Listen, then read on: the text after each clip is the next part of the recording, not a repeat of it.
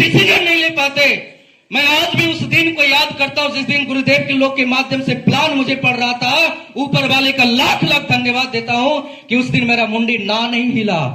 अगर उस दिन मेरा मुंडी ना हिल जाता कि मैं तो टीचर हूं, मैं लोगों को पढ़ाता हूं, लोगों की जॉब की तैयारी करवाता हूं, मुझे कौन पढ़ाएगा। और आप अल्टीमेटली समझिएगा, मुझे प्लान को दिखाने वाले, सर लोग से मिलवाने वाले कोई और नहीं, एक मैट्रिक फेल इंसान थे।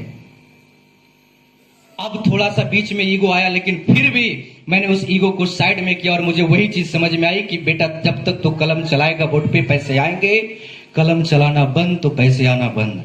और उस दिन से मैंने अपने टीचिंग लाइन वाले दिमाग को साइड किया और मैंने एक डिसीजन लिया कि मुझे काम करना चाहिए। क्योंकि यहाँ पे आज भी कुछ लोग यहाँ पे बैठे होंगे, कुछ लोग बैठे होंगे जिनको पकड़ने के बाद भी डाउट लगता है कि पता नहीं कर पाऊंगा कि नहीं, हो पाएगा कि नहीं, सफल हो पाऊंगा कि नहीं। भाई साहब, डाउट में रह करके कोई भी इंसान बड़ा काम नहीं कर सकता। ये बात मुझे पहले ही समझ में आ गई थी, गुरुजी लोग बताते रहते हैं हमेशा। उस दिन यकीन, जब हम किसी भी काम की शुरुआत करते हैं तो हम डिग्री मांगते हैं। किस तरह का? आपकी कंपनी चलेगी इसकी कोई डिग्री है क्या? गारंटी है क्या? आप कब तक काम करेंगे इसकी कोई गारंटी है क्या? मैं आप सभी से जानना चाहता हूं, आप जब आपने कभी बस में सफर की होगी, उस ड्राइवर से कभी आपने डिग्री मांगा कि आपके पास डीएल है कि नहीं, ड्राइविंग लाइसेंस है कि नहीं, आपके पास 6 मंथ का एक्सपीरियंस है कि नहीं, आप कार चलाते हैं कि नहीं, आप बस चलाते हैं कि नहीं? आपने कभी मांगा? हम उस फ्लाइट में जाकर के बैठते हैं बड़ी आराम से कि मुझे 2 घंटे स्टेशन पे वहां पे लैंड करेगी, अभी यहां पे टेक ऑफ करेगी तो वहां पे लैंड करेगी। किसकी वजह से?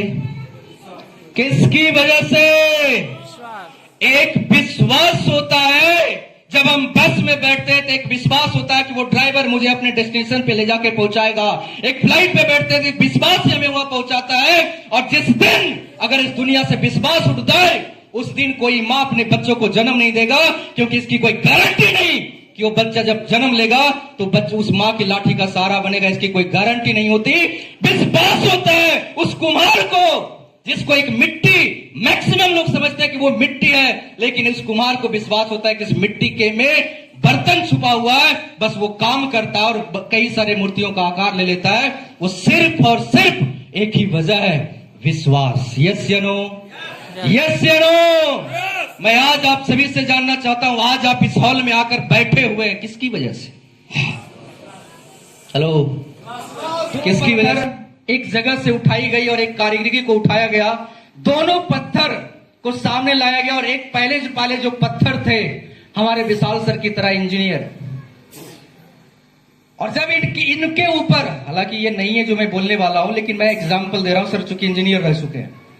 पहले वाला जो पत्थर था वो था इंजीनियर, जब उसके ऊपर छेनी और हथौड़ा मारा गया कि मैं इसे कोई आकार दूंगा, तो उस इंजीनियर पत्थर बोलता है सर एक्सक्यूज मी। क्या? Excuse me. क्या? Excuse me. इसका मतलब क्या है?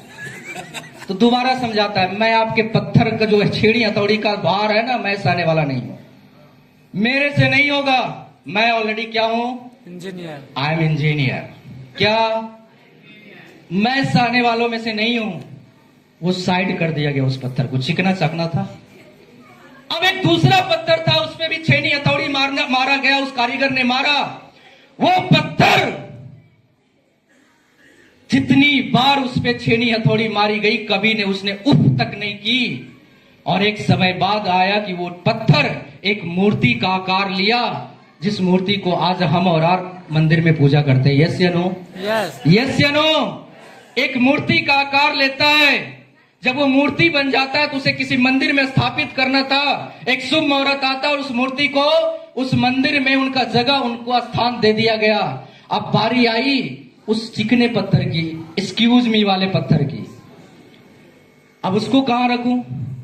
तो बगल में था, देखते आप, और बगल में होता है जगह खाली, वहां पे उसको छोड़ दिया गया।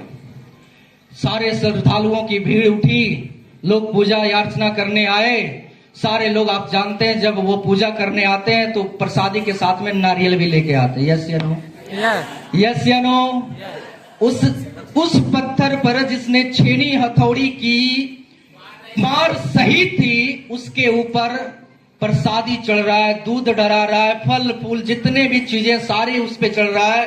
अब लास्ट जब पूजा एक इंसान कर लेता है तो हाथ में बचता क्या है? अब वो सोच रहा है श्रद्धालु की नारियल फोड़ूं तो कहां फोड़ूं। तो सामने दिखा एक चिकना पत्थर, मारे टबक, दूसरा आया वो भी टबक, वो भी आया टबक। साला वो एक्सक्यूज मी वाले पत्थर वाला भाई साहब सोच रहा है मने मन, काश मैं भी उस कारीगर का छेनी हथौड़ी का अगर बार थम लिया होता तो आज भी मेरे ऊपर फूल बारिश हो रही होती। यस या नो? यस यस या नो?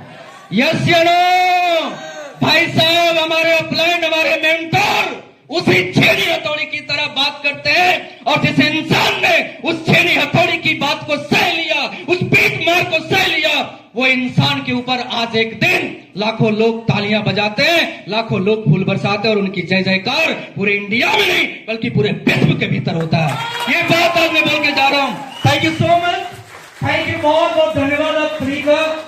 बस मैं आप सभी से लास्ट में एक रिक्वेस्ट करना चाहूंगा, जितने भी लोग बैठे, कुछ लोग